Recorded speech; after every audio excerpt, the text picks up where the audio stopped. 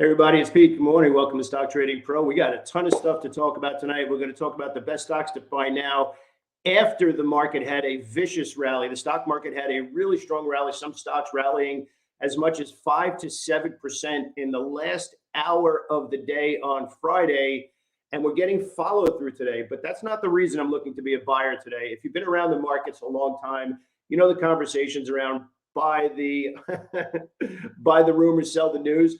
Well, we're kind of on the opposite side of that with the stock market right now, where I think every article you could have possibly read, every video that you could have possibly have read has been geared towards how far is the market going to fall? The market's falling off a cliff. The market's going down another 50%. There's no stopping the stock market from going down pretty much everywhere, which is why we're actually going up today.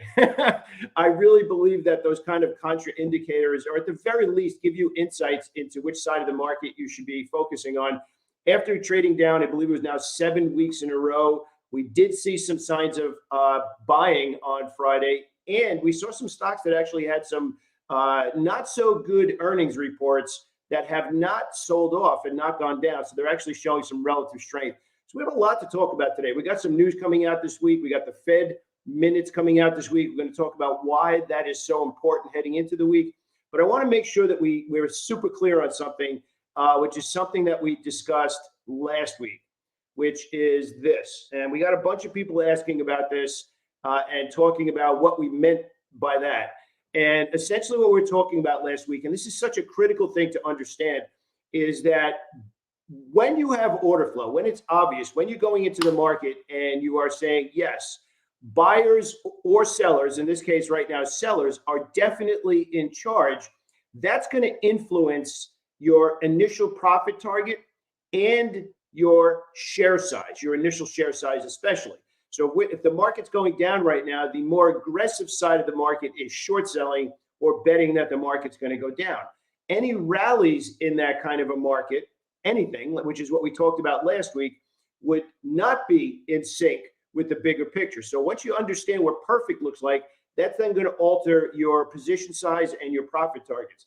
So what we were pointing out last week, and quite frankly, into this week as well, is we are looking at bullish opportunities in the context of a bear market.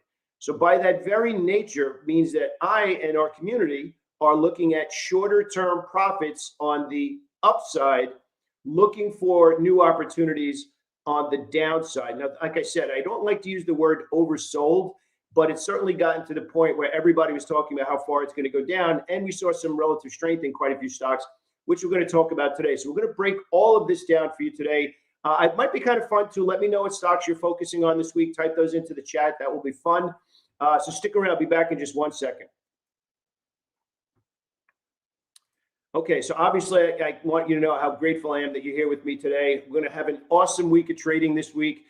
Everything that we talk about here, though, is for educational purposes. It's up to you to make that final decision. If you'd like my help with it, our next boot camp starts next Monday. Click the link below the video. Watch that 20-minute training video. I think you'll be pretty happy about that. One thing I also want to talk about is a video that we posted yesterday, and something that I don't really talk about that much, magic formula in the stock market. Look, there is not a magic formula, and let's just be super clear about that. However, once you understand having an edge and allowing your edge to do the work, which obviously our edge is order flow and tape reading, and then you kind of throw in the optimal entry on top of that, everything becomes a lot less stressful, because you get to the point where once your numbers cross this one magic number in your profit and loss statement, which I actually explain in this video, I will post this video at the end of this. You can actually have a link to watch that. That video that I put up yesterday or Saturday, I forgot what day it was, is life-changing for the right trader who is just on the other side of profitability. That's a big tease, but it's definitely worth it for you to watch, okay? So what we're going to do now is we're going to break down some of the ideas heading into the week. Obviously, the market is positive right now.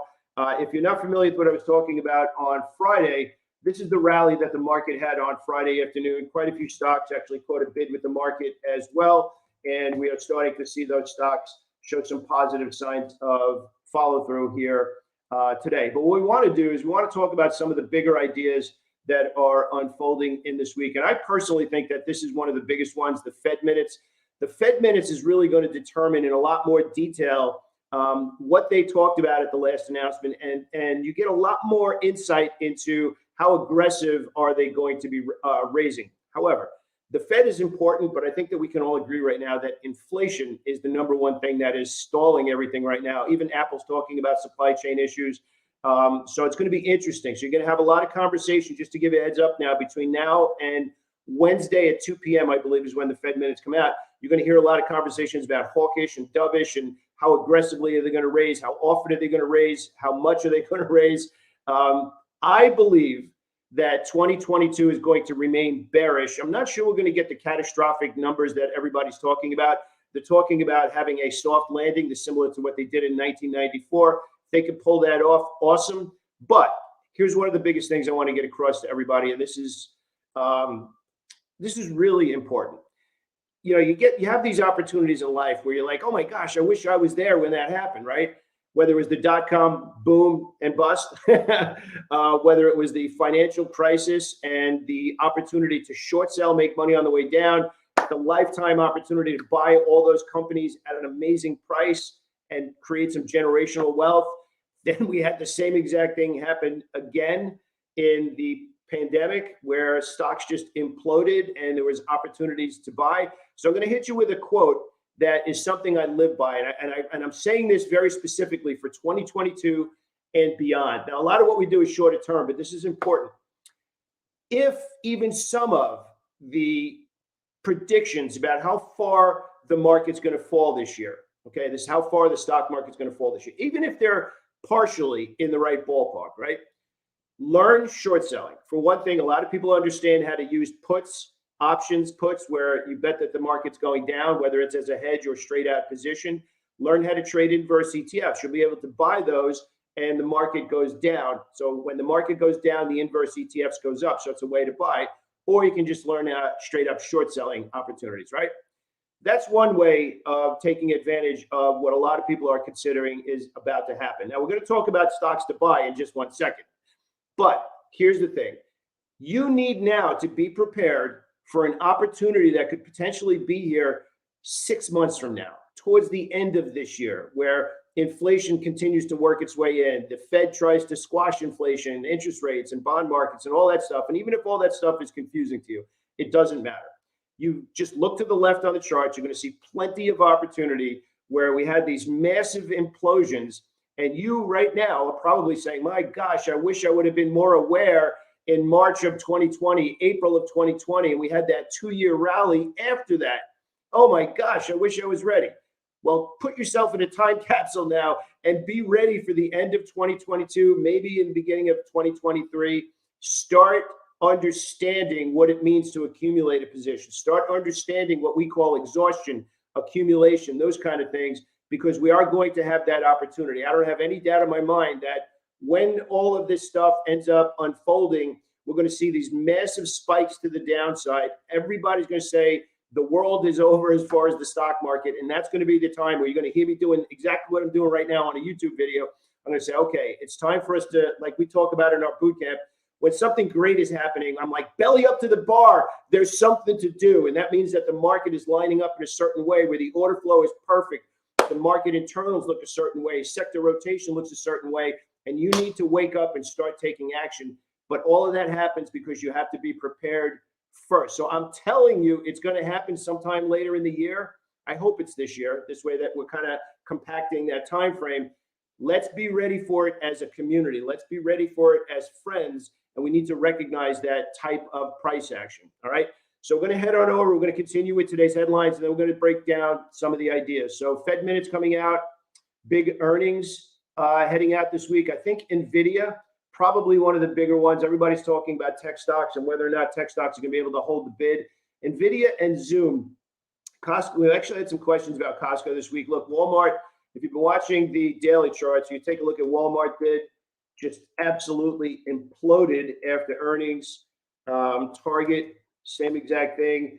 You know, look, we got some questions about what do I think is going to happen in Costco and NVIDIA specifically. Well, I think anything surprising to the upside right now is going to be the surprise. So I'm not trading them. I want to be clear into earnings. I'm going to let the dust settle a little bit after that. Very similar to when Netflix came out. Netflix imploded. There were some good opportunities after the earnings moved to the downside, where we had this push down and a flag and a push down. And actually, we're looking for it to roll over a little bit more as well. So as far as these guys are concerned, NVIDIA specifically, this is probably one of the bigger stocks that we're trading quite often, actually, during the week. I want to zoom out a little bit here. I want to show you what's going on from a bigger picture perspective here. And we want to see where the next levels are. So the last breakout was right here in this level, right around 148, which is roughly around $20 below that. And then you have below that, you're probably talking around 124. So you're talking about two $24 increments. But I'd love to see, now this is the big thing. We get a lot of questions. What levels should I be paying attention to? And real money gets spent on breakouts. Real money gets spent on support or resistance levels. Don't make it more complicated than that. Matter of fact, keep it simple. So what we want to do is look to the left and say, where did buyers do something significant? And right now for NVIDIA, it's right around the 148, 150 level, which is $20 lower than where we are right now. We're also coming off of a week of one bearish U-turn, 1, 2, 3, 4, 5, 6, 7 weeks of selling in NVIDIA.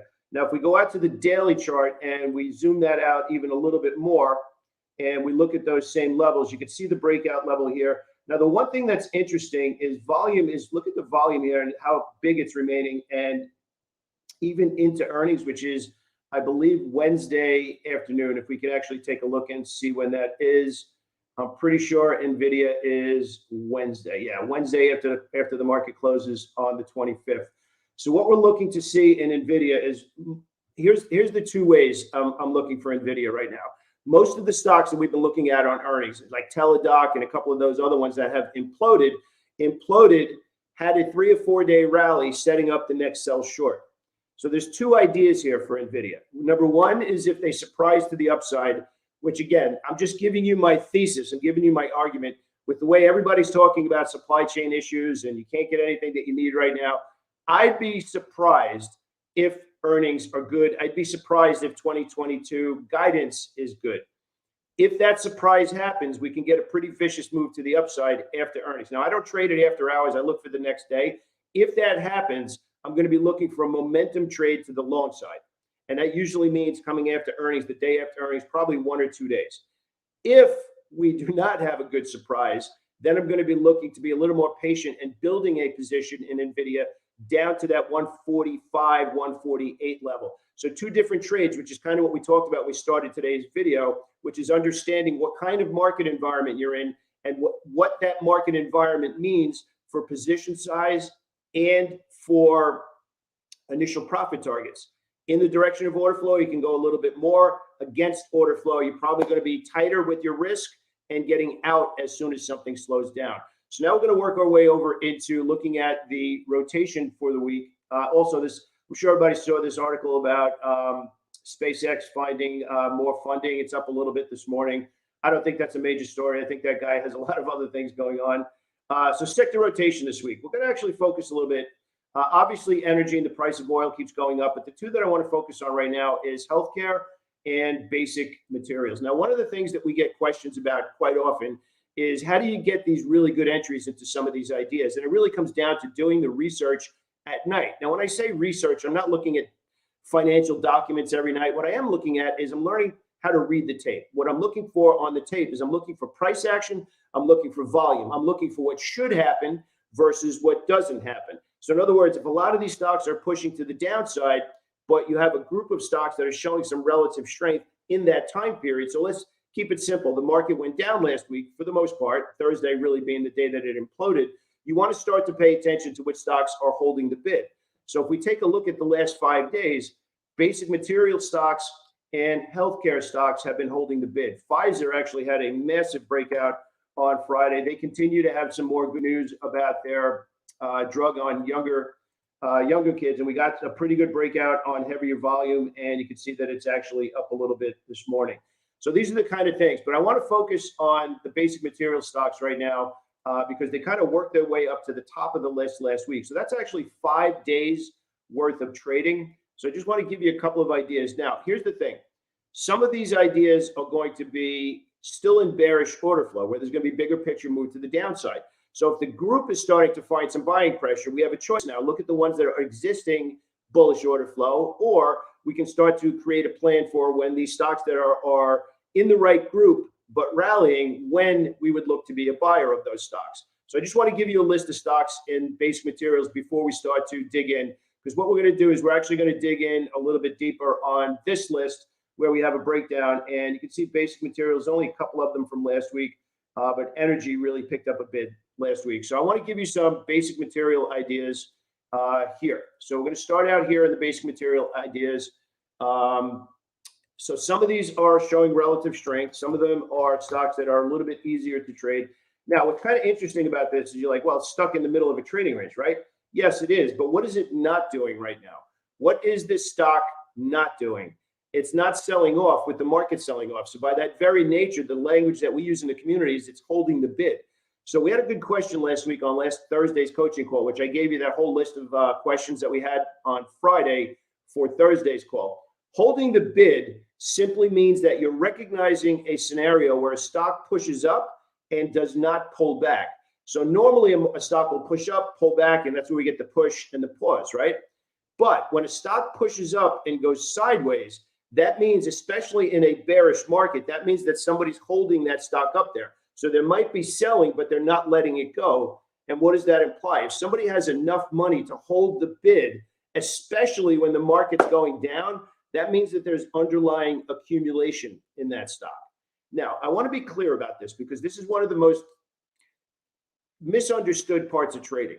Our job as traders, our job as speculators, right, is to put the pieces together for what we believe is a great idea. If we do that, then we choose to take risk in exchange for the profit target that we believe will get hit as the reason we take risk, right? That's the basis of trading, right? So we just built an argument for tech, and we're going to take a look at a couple of other basic material stocks, plus a much bigger list. I want to make that clear. We're going to take a look at a lot of stocks right now. If that trade follows through, fantastic.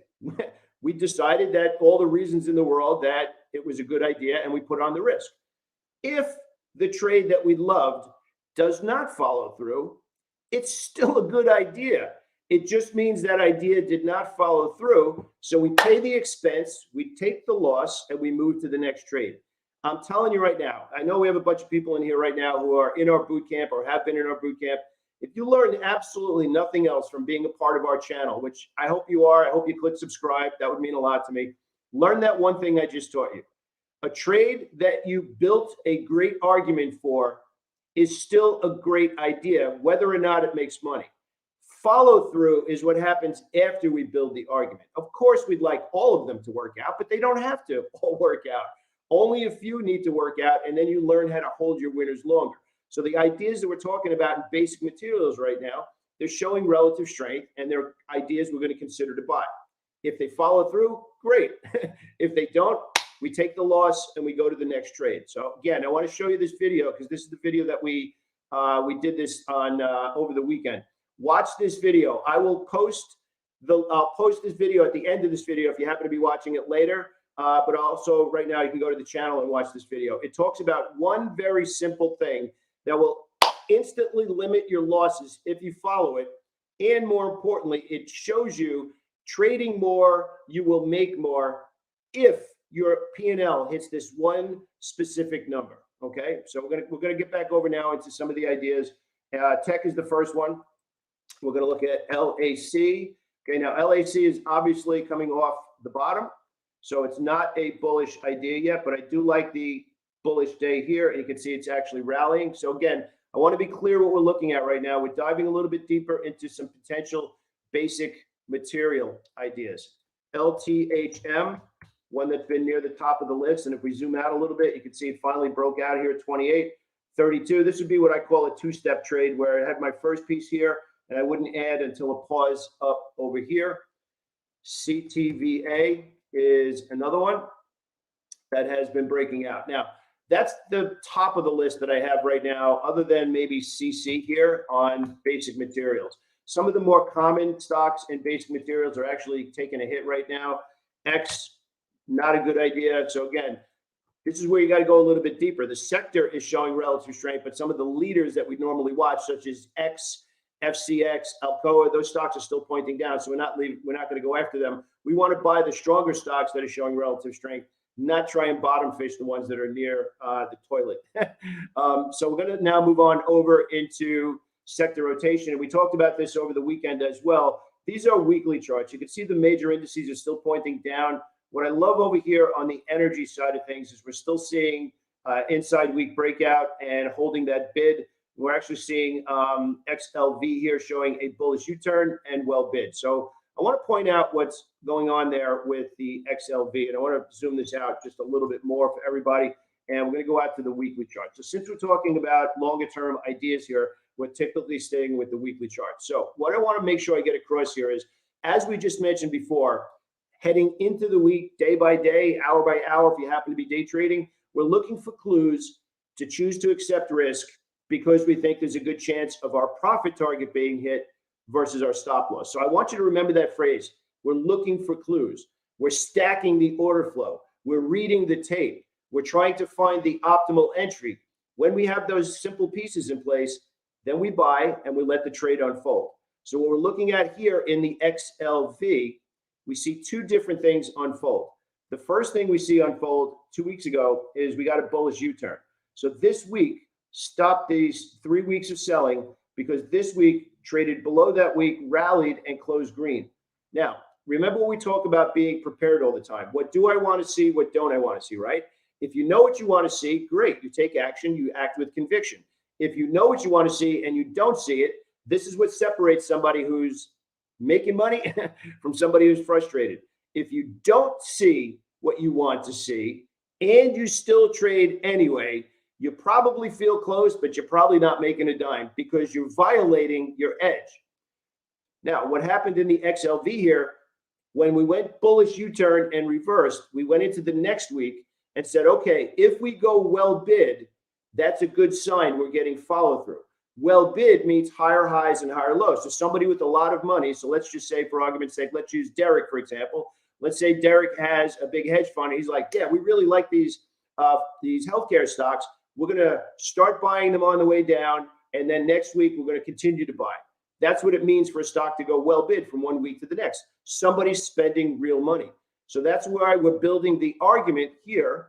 This is the reversal, and this is more positive feedback where we have higher highs and higher lows. So what we do from there, then we go into, based on healthcare, we go into the sector and we scroll down to stocks that are in the healthcare sector. And now we put these stocks into a watch list, and now we come up with a list of stocks. Okay, that is absolutely the first thing to do. So remember what we're doing here. We are not guessing. The biggest mistake that people make, especially new members that come into our boot camp, and again, if you want to learn about the boot camp, just click the link below the video. The biggest mistake people do is they buy stocks and then hope the market follows through. We do it the opposite. We track and piggyback the smart money first. Then we look for a spot to join them. It's so much easier because it's already doing what we want it to do. So we just broke down the bigger picture of the market. Then we broke down which stocks and which sectors are strong. Then within that sector, we broke it down into healthcare. So just going to give you that list one more time. Okay, so these are the healthcare stocks. So the next thing we're going to do, we're going to break it down even further. Now, what I want you to see here, you can probably see it over here. What I'm looking for on this watch list, as I start to do sector rotation from month to month, week to week, day to day, and quite honestly, even hour for hour for members of our bootcamp who are day traders, we're looking for signs of proof. We're looking for feedback from the market from the month to the week to the day to the hour. And only when we have that criteria, then we start to make a list of stocks. I want to get this very clear because I'm going to give you the whole list right now. The list basically comes down to this. First, they need to meet the criteria. Then you need to determine if it's a trade. That's the big mistake that people make. Raise your hand if you feel like you know everything, you're buying the right stocks, but you can't make any money. It's because you're not putting that last piece into the equation, which is the optimal entry. You're probably buying too late. It pulls back, and then it takes off after it stops you out. That's because you're not aware of what the optimal entry is, which just basically means you have to time your entries a little better. So this big list of stocks, I'd encourage you to actually take a snapshot of it is the list of stocks that meet the criteria from the month and the week. So I'm going to show you what that means. So remember, we're building an argument for order flow.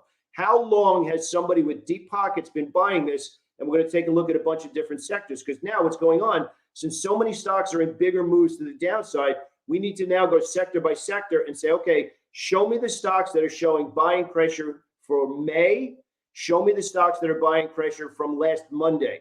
And those are going to be the first stocks, the sector rotation that I'm looking for on ideas coming into this week. Okay, so we're going to start out in the top corner over here, and we're going to start out with financial stocks. Okay, so these are stocks that have shown strength on the weekly chart. What I'm going to do is I'm actually going to sort this by weekly. So now you can actually see which stocks last week. So Citigroup actually had 6% gain from last Monday's opening price. PGR from the weekly, GS and APO. Now, that doesn't mean you just go and buy them now. You need to then go in and take a look and see if those stocks meet the minimum criteria, which is the 50-period moving average on the daily chart. Okay, so FUTU, I believe, was one of them, right? So it's right now, it's actually just above the 50. Citigroup, we actually saw some buying in Citigroup. So Citigroup is not above the 50-period moving average. So I'd probably set its alert for 52. Okay, so let's keep working our way through the list. Now, here's the big thing, and I hope you're getting this from me right now, because we have a complete process, and this is what I teach everybody to do. You start with the market, you go down to sectors, you go down to the groups, but then that last part, what we're doing right now, like Citigroup met the criteria for the week, but it's not a trade yet. So that means you need to set an alert. And again, how do I get the best entries? Why am I always missing the good entries? It's because you need to just do a little bit of extra work like we're doing right now. Set the alert. Some stocks are good for today. Some stocks are good if they hit that level. So Citigroup right now at 52 is the alert that we're going to set. So let's head on back over to the rest of the list. I want to make sure you have the list. So communication services, again, let's sort these by change for the open for last week. So Pinterest, Baidu, and EA. Pinterest, Baidu, and EA. So let's take a look at those ideas and see where they are. So Pinterest again. So Pinterest now is actually just above the 50-period moving average and moving. So it's actually something that we would consider. Baidu actually hit resistance. And just to be clear on these Chinese stocks, I'm not looking to swing trade any of the Chinese stocks. They just have too much other government stuff going on right now, but they are making some good day trading opportunities right now. Now, one that I can tell you, which has been pretty strong, has been EA. EA, now, if you think about it, just from a really quick perspective, take a look what EA did over the last week and a half, and take a look what the market did. So EA has showed some very good relative strength in there as well. Okay. All right. So that's communication services, consumer cyclical, FSR, and Foot Locker. Let's take a look at those guys and pull those up on the screen. FSR does the LiDAR technology for cars. And again, you can start to see a lot of stocks are testing this level. So I'm going to need this stock to get over 12. I usually don't pay attention to stocks this price, but we're seeing some buying pressure. We've actually been talking about this. I need to see this get over 32. So you're starting to see here when you start to put the game plan together, you have your scans, you have ideas that meet the criteria, but then you need to take that one step further and see which stocks are actually ideas for this week. Okay, so we're going to continue to break down the ideas, and we're going to go over here to healthcare.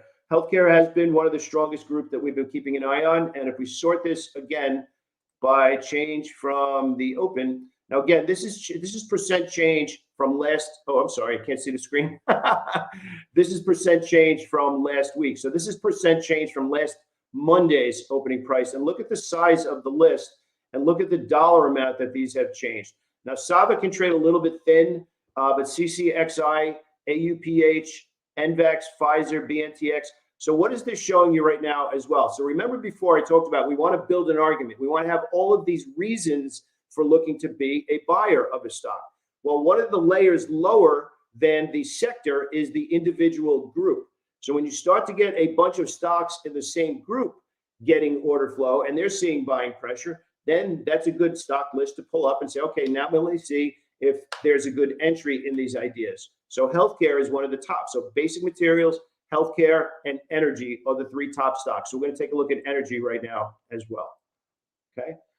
So we have our basic material list over here, but I'm going to make this a little bit bigger, and you can see the energy stocks. So again, these are the stocks that were positive from last Monday. SMXOM had the largest percentage gains from Monday's opening price. DVN and actually VLO has actually been pretty strong as well. VLO has actually been near the top of the list and pausing. Looks like it needs to get beyond that 128 level again. Working our way over to the rest of the list right now. And you can see technology, actually. Technology actually has a few stocks that are finding a bid. And you can see, let me sort these here again for you. And you can see Run, DOCN, ENPH. Now, Run, I think, in this group of solar stocks has been probably one of the ones that we've been trading with a little bit more aggressively. After earnings actually came out, you can see earnings came out, and we actually had accumulation here. Earnings came out, selling came in with the rest of the market, and we're kind of fighting our way back right now. So still kind of stuck in a window. But again, this is really where you separate the ideas of meets the criteria from trade ideas that I'm looking to trade today. Now, here's the final list of ideas that I'm going to give you. This list I'm about to show you is the private list that I have.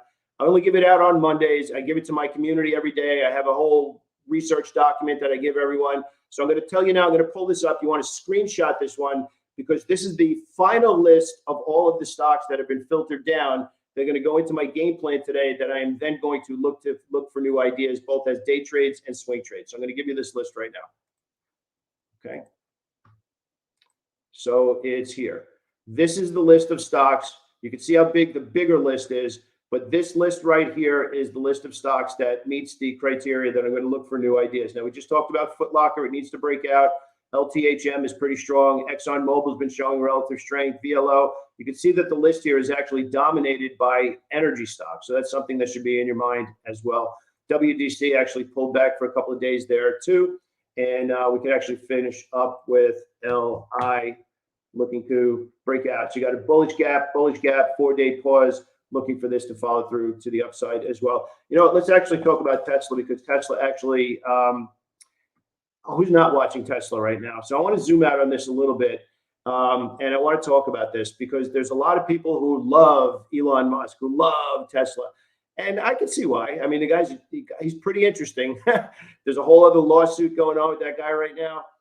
Tesla has support almost $100 lower from where we are right now. We are looking for buyers to step into this stock right now. If buyers do not step in, we are looking at $550 as the next support if Tesla does not find buyers at the current level that it's at right now. So one of the biggest things that we discussed, and I just want to show you this again. I'm going to pull this up because it's that important. Actually, this is what we talked about. So if you happen to be watching this live, I'll post a video. I'll post the link below. If you're watching this on a replay, I'll post it at the end of this video. Okay. So one of the things that we talked about on this call, it's actually the very beginning part of this call, is if positions are moving against you, what are you supposed to do with them? Because we have this emotional attachment to trades that you don't want to get out. You're afraid that as soon as you get out, it's going to start moving in your favor. One of the biggest things that we do in our community that I teach everybody is that it's our job to manage risk. It's our job to find great ideas, and then it's our job to manage risk. Part of managing risk, so let's just say for argument's sake, let's say Lucas is in a position, right? And he loves the idea. He's got 1,000 shares of the stock. Doesn't matter what the stock is. Let's say it's Tesla. He has in his mind how much he's willing to risk dollar amount on that position. And the thing starts to move against him a little faster than he would have liked. Now, the two things that normally happen is you either just get out of the whole thing and say, that's bad, right? Or you mistakenly hold it well beyond what you anticipated to risk. And a small loss becomes a loss that can potentially wipe out your account. Now, why am I saying this, right? I'm saying this because what we talked about in that video, what I'm going to show you here, is there's an advanced strategy to managing losing trades that allows you to hang on to the trade, keep it in your position summary, and then you read the tape to understand when and if that stock has bottomed out, and then when it's time to start to add more shares to that position. So that video is really important because we talk about that. And we talk about something else that's called expectancy ratios. If you spend no other educational time this week, that video is only like 8 minutes. I strongly suggest that you watch that video because it's a life-changing video for the right person who has discipline or who just wants to understand why you know everything, but you just can't seem to get paid. And there's another thing I want to point out, which is if you are hanging on every trade, that trade lost money, yay, that trade lost, you're going crazy with every trade with emotion. That video is also going to tell you how to take all that emotion out of the trade, and it doesn't matter what happens on each trade, and you're going to be surprised at how simple it is. I'll actually get to the point where I tell you the more you trade, the more you will make if your profitable P&L just hits this one specific number. If it does, everything changes. So if you're watching this on a replay, I'll post it at the end of the video. If you're watching this now, I will post it below. Okay. So we talked about a bunch of stuff today. We talked about sector rotation. I'm going to let you take a screenshot of this one more time. And let me move this out of the way so you can get an idea of the top stocks that meet the sector rotation criteria. And then we're also going to pop this up here so you can take an idea of the list of stocks that meet the criteria. Now, again, one of the things that we got a lot of people come into the community saying, okay, I had those stocks in the watch list and only 4 of them did what I wanted them to do. And I'll be like, yeah, that's awesome. But they're focusing on the fact that, let's say you have 10 stocks in the list and you want to buy them this week. You want them to be swing trades this week. And 8 out of the 10 do nothing that you thought they were going to do. But 2 of them do exactly what you thought they were going to do. Real hardworking people who really take this seriously, they'll be like, all right, I'll just kick out I won't even do anything with the 8. Maybe I'll take small losses. My real job is to learn how to manage the winners on the trades that do exactly what I wanted them to do. So the lesson for the week, because we get a little bit of buying pressure this week, you want to be able to take advantage of it. The lesson for the week is you have to create a game plan and say, this is the list of stocks I plan to buy this week. Now, I just gave you a whole bunch of different ideas, sector by sector, right? Map them out. And I gave you Citigroup over 52. Let's write that down. That's a level that I'm going to be watching for, right? Citigroup gets over 52. We're going to plan to hold that for the week as a swing trade. If it doesn't get up to that level, big deal. If it gets above that level and pulls back, big deal. Those are not the trades that will determine whether or not you're profitable. If you put on a trade, pulls back, you get out of it, no big deal. It's a part of trading. It's the trades that you plan for that do exactly what you expected them to do. So you say, if this happens, then I plan to buy it. And if it continues to go up, I'm going to make some money. That's great. But it's managing the winning trade. So let's say Citigroup gets above 52 and just keeps going up the whole week and gets all the way up to 59, just as an example. But you got out at 54 because you wanted to book that profit quicker. That part of trading is what will separate you from everybody who says trading is frustrating. To you are the special person who's making money because you understood I planned it, it unfolded, and then I had a plan in place for maximizing the profit. It's not the trading losses that are holding you back. It's making more in your winners. And that's what it means to learn how to stack the order flow and then have a plan to manage those trades. We use something called the profit maximizer. So again, it's Monday. I want to give you the right mindset heading into Monday that if the market finds buyers this week, I want you to be prepared for it. So make those game plans, come back to these videos, and we'll have discussions about them. Have an awesome day, everybody. Have an awesome week. Thank you so much for joining me. I'll speak to you soon.